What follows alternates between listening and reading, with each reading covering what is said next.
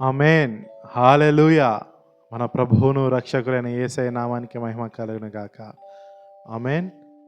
ఈ ఉదయకాల సమయమందు ఈ రీతిగా మనమందరం కలుసుకొని ఆయన సన్నిధిలో నిలబడడానికి ఇచ్చిన తరుణాన్ని బట్టి యేసయ్యకే మహిమ కలుగును గాక. ఆమేన్. నేడు మన ధ్యానాంశము కీర్తనలు 34:8. కీర్తనలు 34:8. యెహోవా ఉత్తముడని రుచి చూచి తెలుసుకొనుడి, ఆయనను ఆశ్రయించు నరుడు ధన్యుడు. ఆమేన్. యెహోవా ఉత్తముడని రుచి చూచి తెలుసుకోవాలంట. ఆయనను ఆశ్రయించిన నరుడు ధన్యుడు అని లేఖనాలు స్పష్టంగా చెప్తున్నాయి. ఒక వంటకము రుచిగా ఉంది అని మనం ఎప్పుడు తెలుసుకుంటాం? దాన్ని ఒకసారి టేస్ట్ చేసినప్పుడే.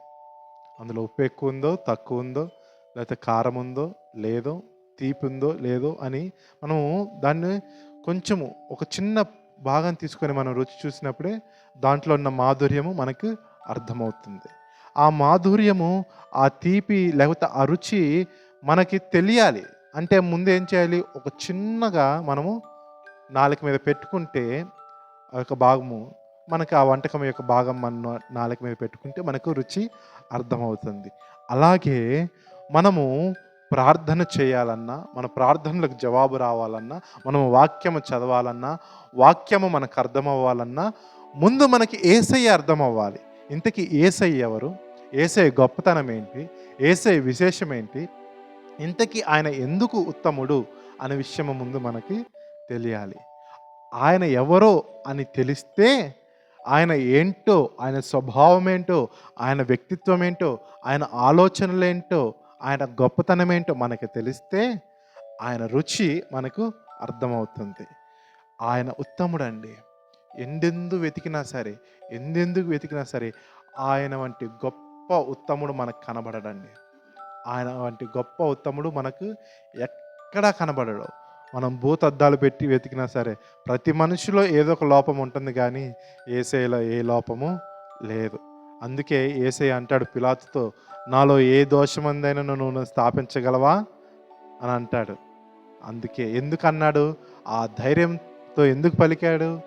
ఎందుకంటే ఆయన లోపం లేదు. ఆయన ఉత్తముడు, మంచివాడు, గొప్పవాడు, శ్రేష్ఠుడు, 10,000లో అధికాంక్షణీయుడు నా యేసయ్య. కాబట్టి ఆయన ఉత్తముడు. కాబట్టి ఆయన గురించి మనం తెలుసుకోవాలి. ఎలా తెలుసుకోవాలి? ఆయననే అడగాలి. ప్రభువా, ఎవరు నువ్వు? యేసయ్య, అసలు ఎవరు నువ్వు? నువ్వేంటి?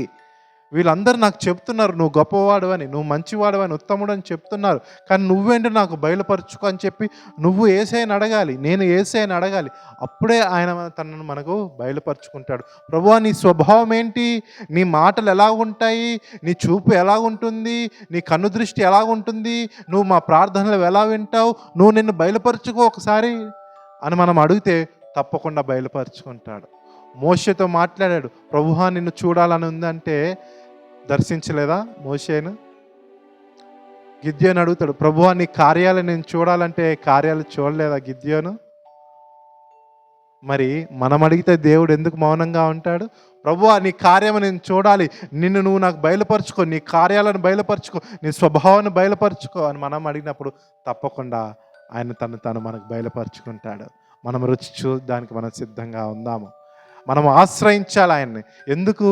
ఆయన్ని ఆశ్రయిస్తేనే మనం ధన్యులుగా మార్చబడతాం కదా. మనం ఆయన్ని ఆశ్రయిస్తేనే ధన్యులుగా మార్చబడతాం. కాబట్టి మనము ధన్యులు అవ్వాలంటే యేసయ్య చెంతకు వెళ్ళాలి. యేసయ్య చెంతకు వెళ్ళాలంటే ఆయనను తెలుసుకోవాలి, ఆయన రుచి చూడాలి. కాబట్టి మనం ధన్యులుగా మార్చబడక ముందు ఆయన రుచి చూద్దాము. ఆయన రుచి చూచి ధన్యతను మనం పొందుకొని గొప్ప జీవితం మనము జీవిద్దాము. దేవుడు ఈ చిన్ని మాటలు దీవించునుగాక. ఆమేన్. ప్రార్థన చేసుకుందాం. పరిశుద్ధులైన తండ్రి, నీకు స్తోత్రములు నాయన. ప్రభువా, నీవు మమ్మల్ని ప్రేమించి ఇచ్చిన యొక్క ఉదయాన్ని బట్టి నీకు వందనాలు. ఈ ఉదయకాలము నీవు మాతో మాట్లాడావు. యెహోవా ఉత్తముడు, యెహోవా ఉత్తముడు, యెహోవా ఉత్తముడు, నీవు రుచి చూచి తెలుసుకో అని అన్నావు తండ్రి. నేను రుచి చూచుటకు మీరు మాకు కృప చూపించండి. నిన్ను నువ్వు మాకు బయలుపరుచుకో యేసయ్య. నిన్ను నువ్వు మాకు వ్యక్తపరుచుకో. నీ కార్యాలు, నీ మాటల ద్వారా, నీ కనుదృష్టి ద్వారా నిన్ను మాకు బయలుపరుచుకొని నాయనా ప్రభువా, మేము ధన్యులగునట్లు, నిన్ను ఆశ్రయించినట్లు కృప చూపించాను మనం ప్రార్థన చేస్తున్నాము నాయనా ప్రభువా. ఈ దినమంతా మేము చేయు పనిలో మీరు మాకు తోడుగా ఉండండి. చేయు ప్రతి కార్యంలో విజయం దయచేయండి. పరిశుద్ధమైన ఆలోచనలు, పవిత్రమైన తలంపులు మీరు మాకు అనుగ్రహించండి యేసయ్య.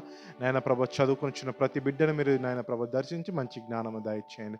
ప్రయాణం చేసిన ప్రతి బిడ్డను నాయన ప్రభ మీరు దర్శించి నాయన ప్రభ క్షేమకరమైన ప్రయాణమును దయచేయండి. అనారోగ్యంతో బాధపడుచున్న ప్రతి వారిని నాయన ప్రభువ, నాయన ప్రభు మంచి ఆరోగ్యమును దయచేసి స్వస్థపరిచి విడుదల దయచేసి నాయన ప్రభువ అందరూ ఫలించు కొమ్మడి వలె ఉన్నట్లు మీరు కృప చూపిస్తారని నమ్ముచు నీలో మమ్మల్ని అంటుకట్టి ఉంచమని యేసు ఉన్నతమైన నామములో అడుగుచున్నాము తండ్రి.